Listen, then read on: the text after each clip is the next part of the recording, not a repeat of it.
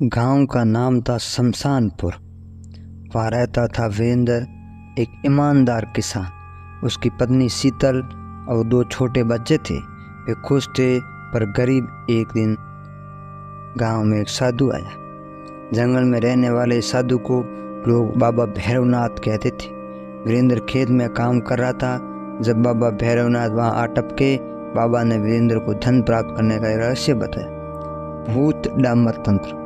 उसने बताया कि शमशान में कुछ खास पूजा करने से मृत आत्मा प्रसन्न होती है, और वो गांव के बाहर जंगल में एक सुनसान शमशान था। वीरेंद्र को तो पहले से अंधविश्वास में ज़्यादा यकीन नहीं था, पर गरीबी ने उसे कमज़ोर कर दिया था। वो बाबा भैरवनाथ के सांचे में आ गया। धीरे धीरे रात होते ही वीरेंद्र शमशान की तरफ चल पड़ा। वहाँ पहुँचकर उसने बाबा भैरवनाथ के बताए मंत्रों का जाप शुरू किया। कुछ देर बाद जोर की हवा चलने लगी और वातावरण भयानक हो गया। अचानक आग का एक गोला शमशान के बीचों बीच प्रकट हुआ। उस आग के गोले से एक भयानक सी आवाज़ निकली, क्या मांगता है तू? वीरेंद्र डर गया, मगर फिर उसने सोचा कि ये तो धन पाने का मौका है। उसने हिम्मत जुटाकर कहा, मुझे धन दो। आवाज़ बोली, ठीक है, पर उसकी एक शर्त है। वीरेंद्र ने तुरंत हाँ भर दी। आवाज़ ने कहा, तुम हर पूर्णिमा की रात को मुझे एक बलि देगा। वीरेंद्र सहम गया। वो समझ गया था कि उसने कितनी बड़ी गलती कर दी है, मगर अब बहुत देर हो चुकी थी। उसने किसी तरह से अपनी जान बचाई और वापस गांव की तरफ भाग गया। कुछ दिनों बाद वीरेंद्र के खेतों में अचानक से सोना उगने लगा। गांव में हर कोई हैरान था। वीरेंद्र जल्दी ही अमीर बन गया, मगर उसकी खुशी फीकी थी। हर पूर्णिमा की रात वो किसी न किसी जानवर की बलि देता था। शीतल को भी ये सब कुछ अजीब लग रहा था।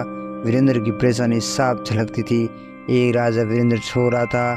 शीतल ने उसके कमरे की तलाशी ली। उसे एक अजीब सी किताब मिली जिस पर लिखा था, भूत डामर तंत्र। शीतल ने किताब पढ़ी और सारी सच्चाई जान ली। वो समझ गई कि ये सब उसी साधु के बताए तंत्र की वजह से हो रहा है।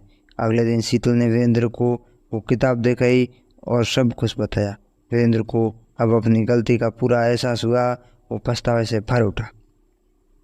उन्हें पता था कि अब उन्हें बाबा भैरवनाथ की मदद लेनी होगी। अगली पूर्णिमा से कुछ दिन पहले वीरेंद्र और शीतल जंगल की तरफ चल पड़े। रास्ते में उनकी मुलाकात एक बूढ़े आदमी से हुई। वो आदमी गांव का सबसे बुजुर्ग व्यक्ति था, जिसे लोग तांत्रिक विद्या का ज्ञानी मानते थे। वीरेंद्र ने उस बूढ़े आदमी को अपनी पूरी कहानी बताई। बूढ़े आदमी ने बताया कि भूत डामर तंत्र का तोड़ बहुत मुश्किल है, पर वो उनकी मदद करने की कोशिश करेगा। पूर्णिमा की रात आई। वीरेंद्र, शीतल और बूढ़ा आदमी शमशान पहुंचे। वहां पहुंचते ही वीरेंद्र को डर लगने लगा। अचानक वही भयानक आवाज़ गूंजी, तुम बलि लाया है क्या? बूढ़े आदमी ने जल्दी से कुछ मंत्र पढ़ना शुरू कर दिया। वातावरण फिर से भयानक हो गया। हवा चलने लगी और जोर की आवाज़ें आने लगी। अचानक शमशान के बीचों बीच एक बड़ा सा जाल प्रकट हुआ और उस जाल में वो भयानक आत्मा फंस गई। वीरेंद्र और शीतल सहम गए। बूढ़े आदमी ने जल्दी से उस जाल को पकड़ा और शमशान से बाहर ले गया। कुछ ही देर में वो जाल राख हो गई। उस भयानक आत्मा का भी अंत हो गया। वीरेंद्र और शीतल आखिरकार आज़ाद हो गए और उन्होंने अपनी गलती में बहुत कुछ सीखा। उन्हें एहसास हुआ कि धन का लालच और अंधविश्वास कभी भी किसी का भला नहीं कर सकते।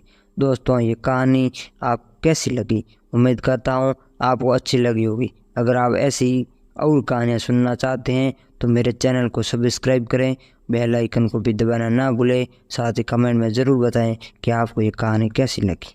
धन्यवाद।